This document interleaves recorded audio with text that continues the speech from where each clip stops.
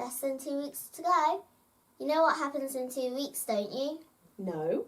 Yes, you do. It's what you've been looking forward to. It's super exciting because it's nearly... What?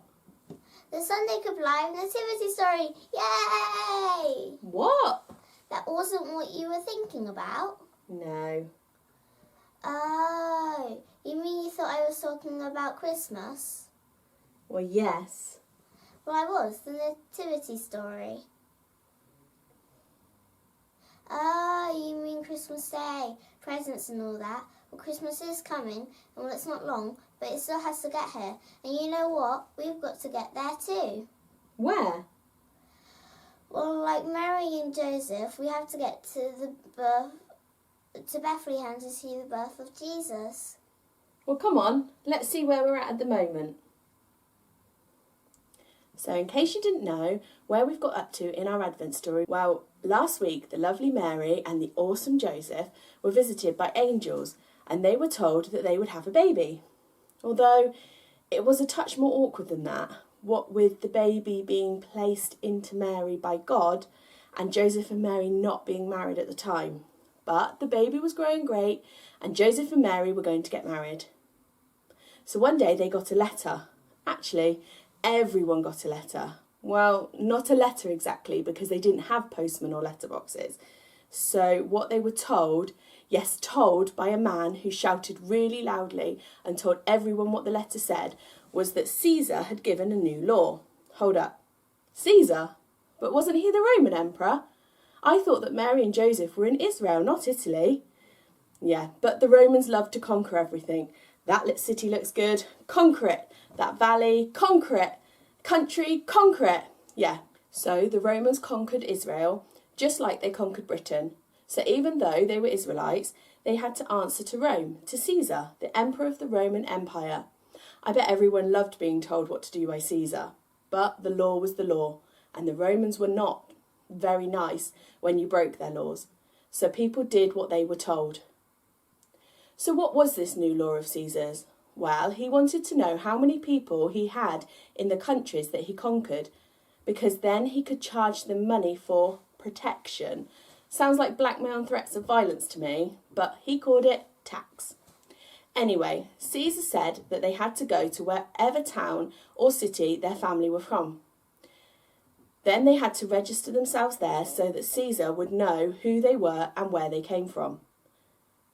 Now, Joseph and Mary both had family trees that led right back to the family of David. David, that's the king from a few weeks ago.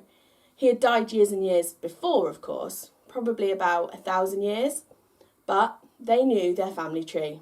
Well, the city that was the ancestral home of the family of King David was a place called Bethlehem.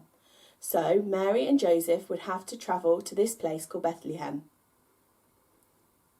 Now, Bethlehem is important. Remember when the angel spoke to Mary in last week's story and told her that she was going to have a baby? The angel said, "You will give birth to a son, and you will name him Jesus.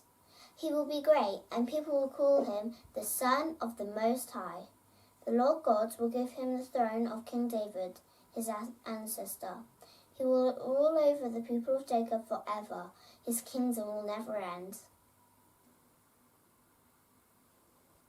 Well, one of the prophets called Micah in the Old Testament was told to write something by God. God told him to write, "Bethlehem Ephratah, you are small among the clans of Judah. One will come from you to be ruler over Israel for me. His origin is from antiquity, from ancient times." So, as small and unimportant as Bethlehem was to anyone else, and people would think that it was just a pure accident that Mary and Joseph had gone there to register, well, it wasn't. God had it in his plan all along, and he had it written down so that we'd know that it was in God's plan. This wasn't an accident, it was all in God's design. The problem is, they couldn't go just whenever they wanted. They had to go when they were told to, when the registrar would be there to write down who they were, where they came from, and all the other boring bits. And they had to wait months before they could go. But Mary was pregnant. Now let's hope that the baby doesn't come. And now we're more than 6 months later. Mary is looking healthy and happy. She probably was really fat. And now is the time that they've been told to go to register with Caesar. Ugh. They lived in Nazareth, and Bethlehem is about 90 miles away from there. That doesn't sound too bad.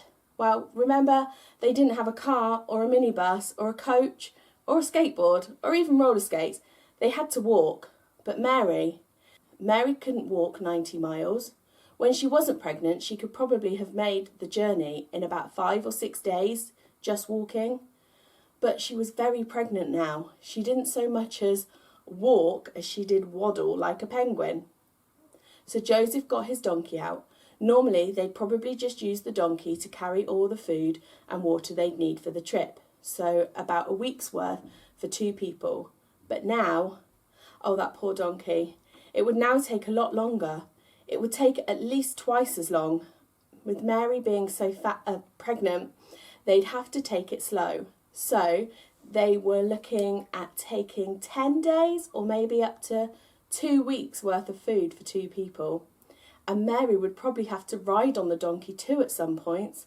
Poor donkey. But when they'd packed up, off they went.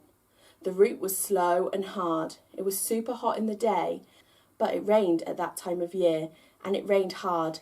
At night it got really freezing cold. Sometimes it could even snow. They went up hills and down mountains and through forests that were full of wild lions and bears and bandits and thieves.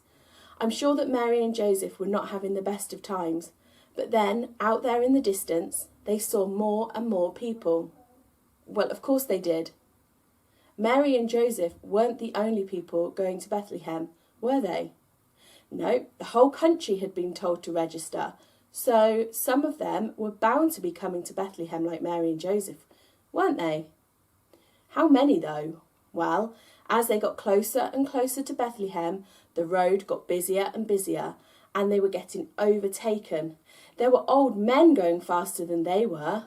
Uh-oh, Mary and Joseph were having to go so slowly because Mary was finding it hard with being so very, very pregnant.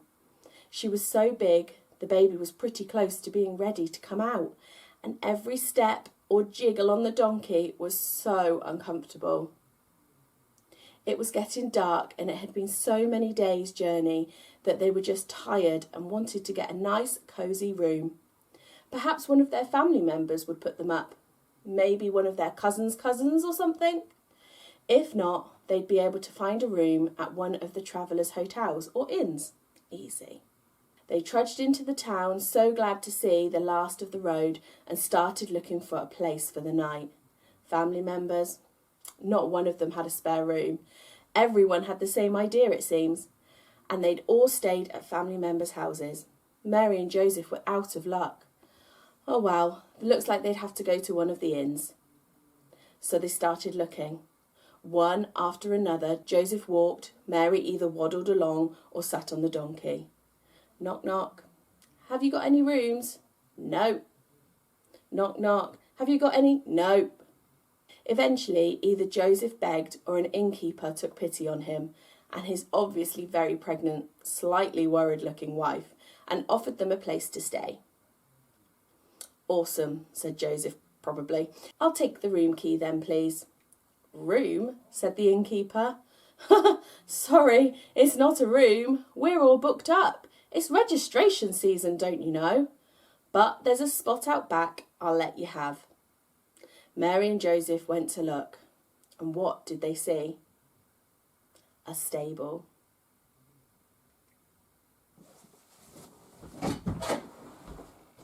I'm done.